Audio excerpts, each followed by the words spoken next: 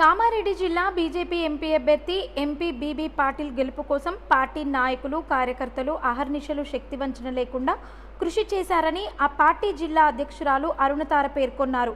జహీరాబాద్లో BJP గెలవడం ఖాయమని ధీమా వ్యక్తం చేశారు. ఎన్నికల్లో కష్టపడిన వారందరికీ ప్రత్యేక ధన్యవాదాలు తెలిపారు. జహీరాబాద్ పార్లమెంట్ అభ్యర్థి బీబీ పాటిల్ గారు జహీరాబాద్ పార్లమెంట్ నుంచి పోటీ చేయడం జరిగింది. దాదాపు 40 రోజులు అందరూ కార్యకర్తలు గడప గడపకు వెళ్లి ప్రచారం చేసి భారతీయ జనతా పార్టీ కమలం గుర్తుకు ఓటు వేయమని మరి చెప్పి చైతన్యం చేయడం జరిగింది. వారందరి శ్రమ, కార్యకర్తలు, అభిమానులు, ప్రజలు మరి నిన్న ఓటు వేసిన సందర్భంగా అందరికీ కూడా ప్రతి ఒక్కరికి ధన్యవాదాలు తెలియజేస్తా ఉన్నాము.